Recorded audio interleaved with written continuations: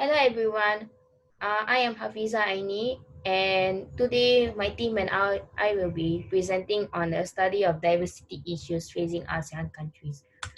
So my team includes Muhammad Afiq Musa from MMU Malacca, Hafiza Aini from Temasek Polytechnic myself, Najmi Arif from MMU Cyberjaya, Muhammad Gafur from UMKU, and Putri Kamila Warda from UMKU, and Cho Jia Tian from Temasek Polytechnic. So our group's topic is about foreign workers. We'll be focusing on the effects that foreign workers have on countries they go to work in. So why is it that foreign workers go outside of their home countries to work? It could be because their home country pay is low, so they want to work in countries with better currency to send more money home. Or other countries offer more job opportunities for their talents, such as doctors. So we'll be talking about the challenges such as competition between locals and foreigners and how countries adapt to foreign workers. So the challenge faced by Singapore is that foreign workers in Singapore lack the safe environment to live. So foreign workers who take on blue collar jobs like construction in Singapore live in unhygienic and cramped environment in dormitories. So the COVID-19 pandemic was a wake-up call for this issue. So, because 1 in 6 of the foreign workers living in dormitory contracted COVID-19, which makes up more than 52,000 of them.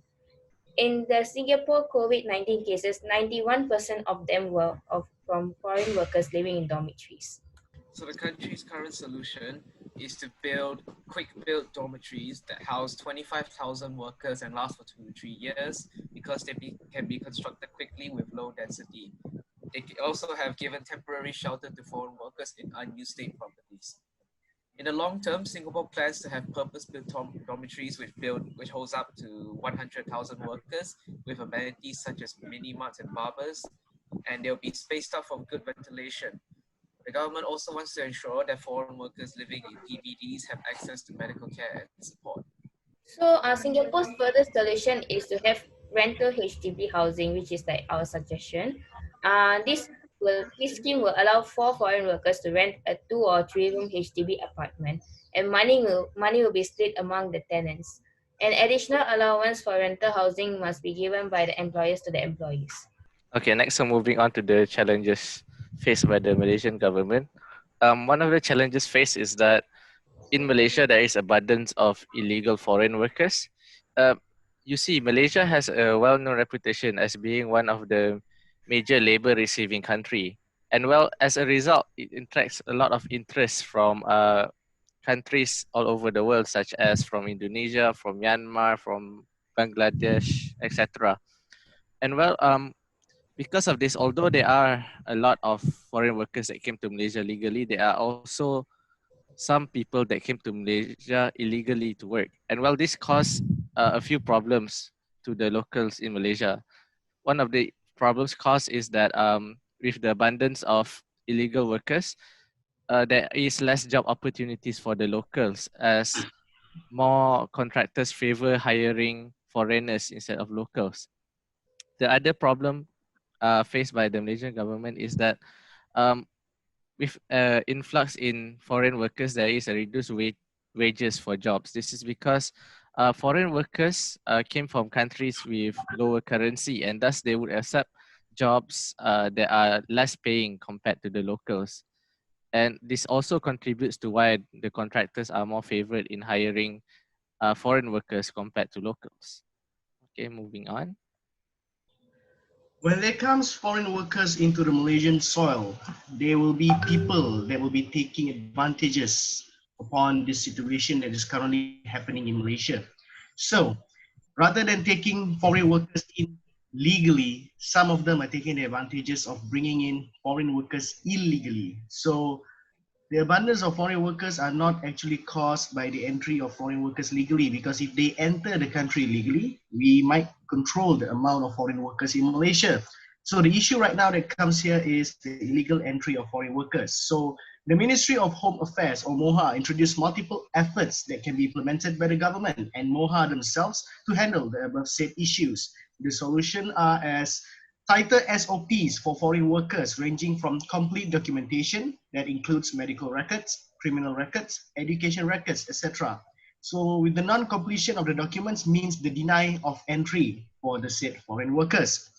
Another effort that is done by MOHA is an establishment of the MIAC, the Malaysian Immigration Analysis Center, to better monitor and gather intels on current foreign workers in Malaysia, as well as foreign workers that are causing problems, such as criminal cases, robbery, public dispute, and etc. So law enforcers as well do constant raids at foreign worker hotspots to double check on documentation and to ensure that none of them are overstaying their welcome in Malaysia. And MOHA as well will occasionally send officers in hotspots to gather intel on foreign workers' wrongdoing. Another final effort that is done by MOHA is a cross-cut cooperation amongst MOHA agencies such as immigration, the Royal Malaysian Police, etc., as well as local authorities such as MBMB, Majlis Bandaraya Melaka Bersejarah, MPAG or MPJ, etc., to benefit the strengths of every agency to ensure the success of each and every raid operation. So those efforts that is done by MOHA is highly appreciated. Next. The next solution, the further solution that we Malaysians would like to recommend to our government is for the government to develop an app where locals can inform authorities on suspicious foreign workers anonymously. Locals are sometimes afraid to report as they fear maybe there are authorities that are on payrolls by foreign workers or even the leader of the foreign workers that might have given the local authority some payroll. So, transparency and anonymity in an app can ensure the safety of the reporter and give the reporter some courage to report any wrongdoings by foreign workers to the government. So this could encourage locals to be the eyes and ears for the authorities and help the government to contain the entry of illegal immigrants. This app can be a government tool to help catch criminals, foreign workers, as well as those that overstay. So this app can also be used to help spread awareness among the communities in Malaysia. Thank you. Next, we want to talk about that Indonesia has a strong rejection against the foreign worker. Compared to Malaysia and Singapore, Indonesia has a low number of foreign workers. There are only less than 100,000 foreign workers in Indonesia in 2020, and China takes 36% of it. And the rest foreign workers came from Japan, South Korea, India, Malaysia, Australia, and others countries. And the reason why there's a strong rejection from the local worker is because the local workers care that they will lose in competition against foreign worker for jobs. Indonesia has just stabilized a new regulation called it Omnibus Law, and this is related to simplify regulation and also reduce unnecessary regulation. And Indonesia, a lot of Indonesian people against through this law, this new law. And then Indonesia has a high requirement and only accept a skilled foreign worker. And the purpose of it, of course, for help Indonesia in place where are bad in that field. And also the foreign worker have the obligation to share their skill. And that's why Indonesia needs to fix and improve the quality of the local worker, because they have to learn from the skill that has been shared by the foreign worker. So both of the parties can achieve their goals. Indonesia can start to give more space for foreign workers by make the regulation simpler. Indonesia actually has been established omnibus law.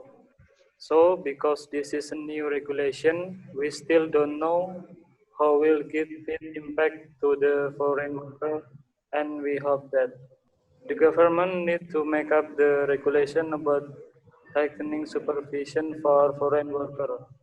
Indonesian government try to tighten supervision, but the result is bad.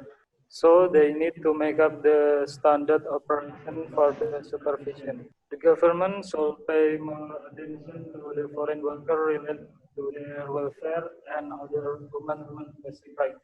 Basically, Indonesia didn't have much case related to discrimination or bad treatment to foreign workers.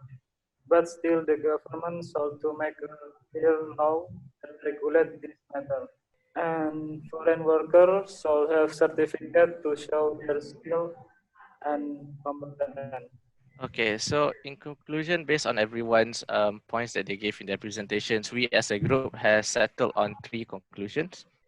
The first one being, while foreign workers are good for a nation's economy, an abundance of them could cause major problems for the locals. So, thus, the government needs to take strict acts in order to combat this issue. Okay, so the second conclusion that we have came to is that um, at the same time, foreigners migrating to work must have a conducive environment to stay at. This is especially true as demonstrated by my group mates at Singapore, where the foreign workers are actually having a bad environment to work at. Okay, and so the last conclusion is that governments, like the governments in Indonesia, who mainly export their labor to other countries, should focus and help their local community and increase the number of job opportunities in their own country. And with that, I guess that is the end of the presentation. Thank you everyone for listening.